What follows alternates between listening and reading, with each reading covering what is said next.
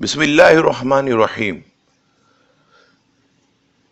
کسی نے یہ پوچھا کہ میرا دماغ بہت کمزور ہے، بھولنے کی بیماری ہے، کوئی ایسا وظیفہ آپ بتائیے کہ جس سے میرا حافظہ قوی ہو اور میرا کمزور ذہن مضبوط ہو جائے۔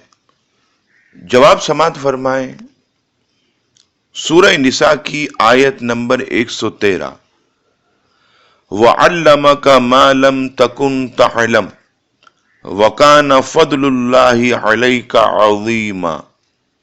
دوبارہ سماعت فرما لیجئے، سورہ نساء آیت نمبر 113، وَعَلَّمَكَ مَا لَمْ تَكُنْ تَعْلَمْ وَكَانَ فَضْلُ اللَّهِ عَلَيْكَ عَظِيمًا۔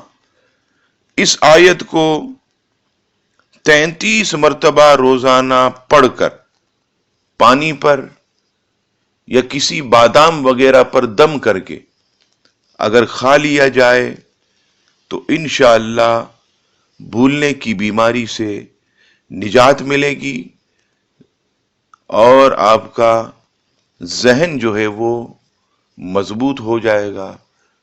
اللہ تبارک و تعالی ہم سب کو بھولنے کی بیماری سے محفوظ فرمائے اور ہمارے حافظے کو قوی فرمائے، آمین ثم آمین۔ وما علینا الا البلاغ